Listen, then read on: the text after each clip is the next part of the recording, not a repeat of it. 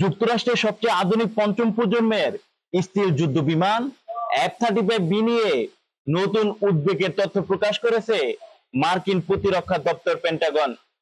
পেন্টাগনের নিশ্চিত করা তথ্য অনুযায়ী মার্কিন মেরিন ক্রুর জন্য 6টি F-35B যুদ্ধ বিমান সরবরাহ করা হয়েছে, কিন্তু সেগুলোতে সবচেয়ে গুরুত্বপূর্ণ APG-85 অ্যাশা রাডার নেই।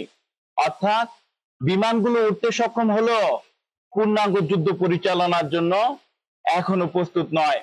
গত 23 জুন মার্কিন সিনেট আর্ম সার্ভিস কমিটির শুনানিতে F-35 জয়েন্ট প্রোগ্রাম অফিসের প্রধান লেফটেন্যান্ট জেনারেল গ্রেগরি মালিসিও স্বীকার করেন, এই বিমানগুলোকে ফুললি মিশন ক্যাপাবল বা পূর্ণাঙ্গ যুদ্ধ উপযোগী বলা যাবে না, কারণ এগুলোতে প্রধান ফায়ার কন্ট্রোল ও টার্গেট রাডার এখনো স্থাপন করা হয়নি।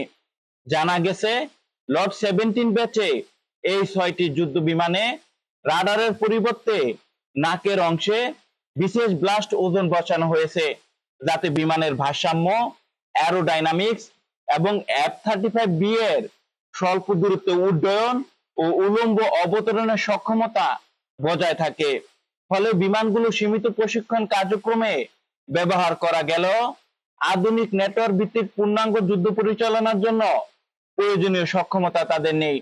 বিশ্লেষকদের মতে এই ঘটনা F-35 ব্লক 4 আধুনিকায়ন কর্মসূচির বড় ধরনের চ্যালেঞ্জকে সামনে নিয়ে এসেছে, কারণ নতুন APG-85 অ্যাশা রাডার শুধু লক্ষ্য শনাক্ত করবে না, বরং উন্নত সেন্সর ফিউশন, ইলেকট্রনিক ওয়্যারফেয়ার, একাধিক লক্ষ্যবস্তুতে একযোগে আঘাত হানা, উচ্চ রেজুলেশনের যুদ্ধক্ষেত্র মানচিত্র তৈরি করা এবং সাইবার যুদ্ধ সক্ষমতা আরো শক্তিশালী করবে।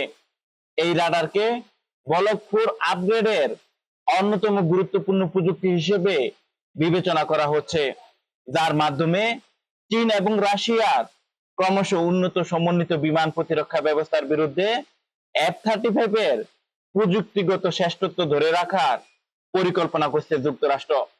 তবে রাডার সংযোজনে বিলম্ব, সফটওয়্যার জটিলতা, তাপ নিয়ন্ত্রণ ব্যবস্থা এবং রক্ষণাবেক্ষণ ব্যয় বেড়ে যাওয়ায় এখন প্রশ্ন উঠেছে, ইন্দো প্যাসিফিক অঞ্চলে ক্রমবর্ধমান প্রতিযোগিতার মধ্যে যুক্তরাষ্ট্র কি সময় মতো তার F-35B ব্লক 4 যুদ্ধ ক্ষমতা পুরোপুরি বাস্তবায়ন করতে পারবে?